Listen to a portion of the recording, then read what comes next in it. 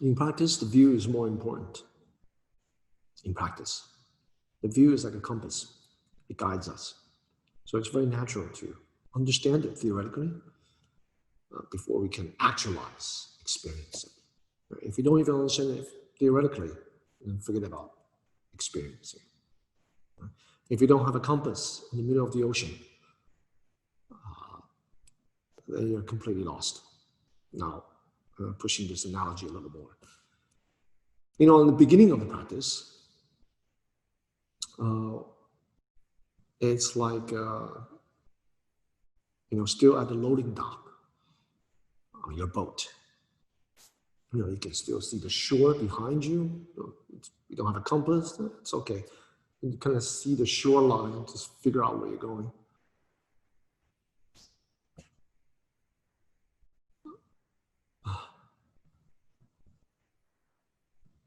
Now, when you take off from the loading dock, as you start rowing your boat, and you start to get in the middle of the ocean, and then when you don't have a compass, then you're in trouble. Right? So in the beginning of practice, we're still not really sure what the correct view is. Right? So it's a kind of practice. Our knowledge is piecemeal. We get a little bit from here, a little bit from there. We're not really sure what's what. It's fine. You can still rely on conventional understanding. You still see the loading dock. You still see the shoreline. But as you go deeper into practice, you must have a correct view. So having a correct view, we're already free. Practice based on that. Very important. And it's very natural that we don't have personal experience in it yet. So that's the first point. Now, the other aspect of this question is understanding it. I'm already free, but I have a family member who can't regulate his or her emotions, and how do we practice in that situation? So I'm assuming that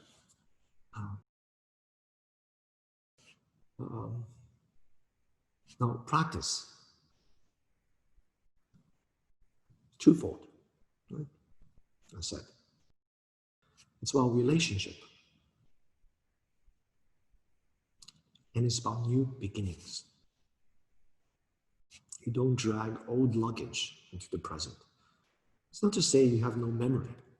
You have memory. You know how this person is, his history of this person, but there's no need to drag old memories and fixate that person into a fixed thing, unchanging.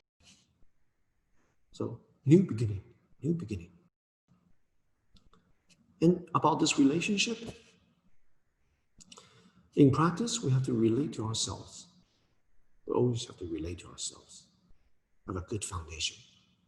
How do we relate to ourselves? We have to have a good relationship with ourselves. We don't experience conflict within ourselves. How?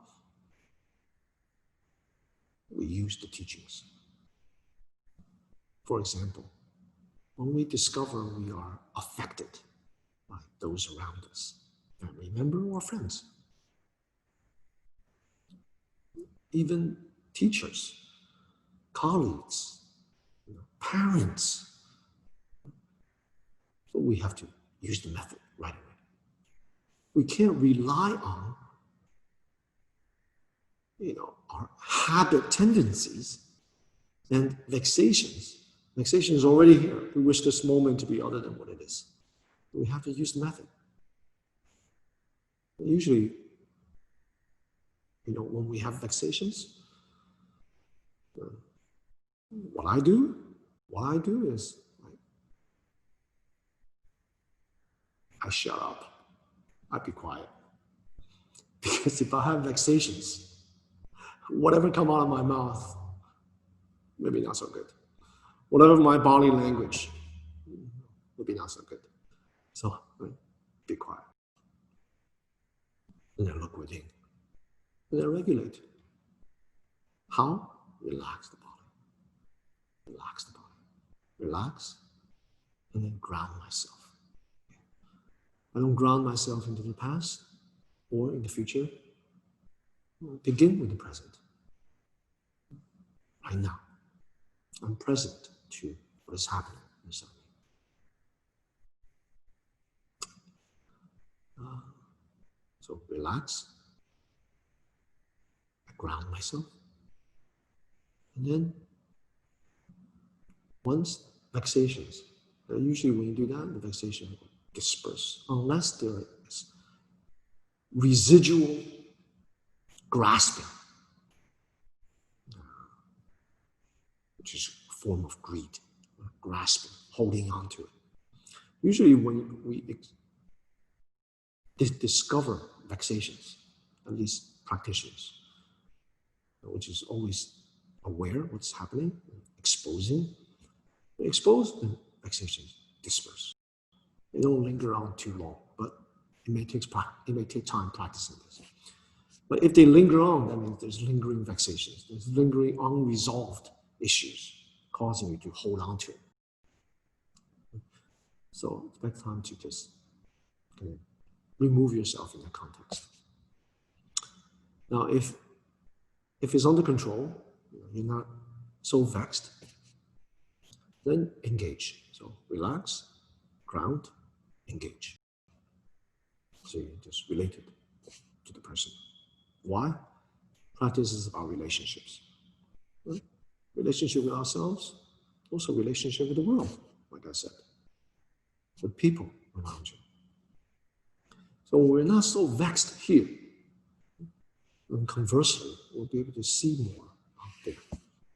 We'll be able to recognize and be present to what's happening to the other person. Then you'll be able to discover there's something more to what it appears. For example, that person may be suffering. They may know it, they may not know it. So if you're stable, grounded, relaxed, you'll be able to help the person. Things that you say, coming from your heart, the person will be able to hear. The person will feel heard.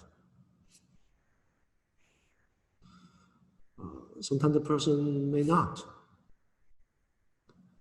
They are steeped in their vexations. But even when you don't have vexations, when they're steeped in vexations, then you gotta give them some space. You gotta give them some space. So whatever you say may not be heard. Even when you say it correctly, you state the fact, it may not be accepted. So gotta wait for the opportunity. You just go with the flow. Go with the flow. And when opportunities arise, or sometime later, you create the opportunity, then you can share your feelings, your thoughts on certain things. So that's part of practice too. It's twofold. Right? Relationship, right? Ourselves, also to the world, to others. So that whatever we encounter is incorporated into our practice, our path. So it's not like you can only practice when you're sitting in meditation, when you're at the meditation hall, or when you're away from other people. Other people, difficult circumstances, all of them are our path, our practice. So, summarize, relax, ground, engage. If you are still very much vexed, then adapt. It's not the right time. And maybe in the future, you wait. And then you create the conditions. And then you engage again.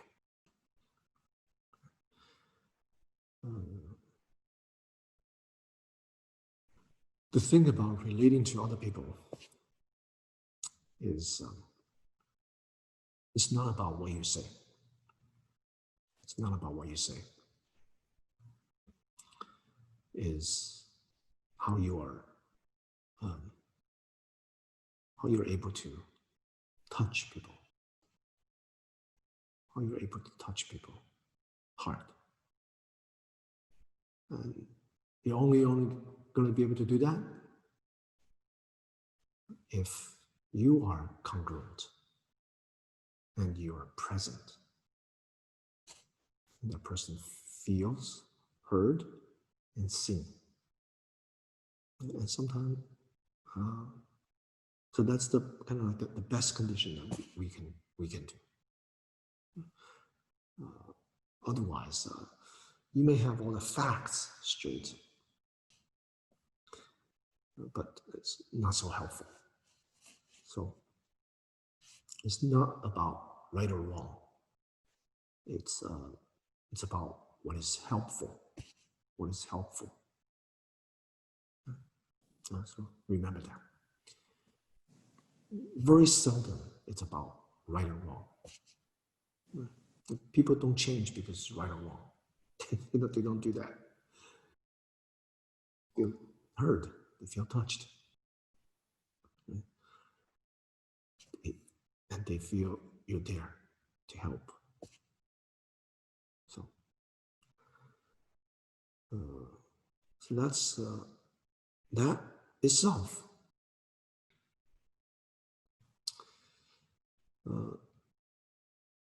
is the manifestation of being free. Manifestation of being free. We're already free. Right? I'm not talking about there's no constraints. There's no more rules you have to follow. That's not what I mean. In the midst of following rules, in the midst of complex situations, you're able to manifest freely compassion and wisdom. And the ability to do that is when there are no obstructions. Obstructions of what? Vexations. Vexations. So this again returns to relationships, and new beginnings. Seeing every moment, every day is fresh. Even seeing old friends, fresh, new. That's in Chan, it's called a beginner's mind.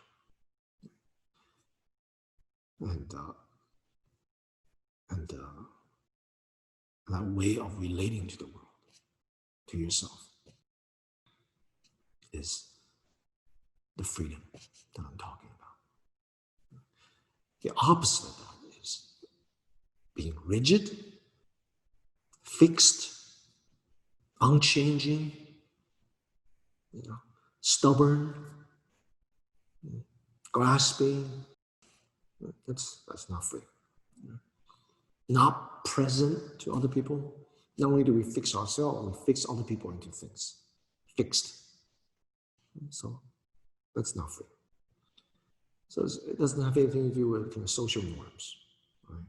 Customs, rules, societal rules. We still follow that, but we're free inside. And this freedom is not about right or wrong. It's about compassion. And other people are able to experience that.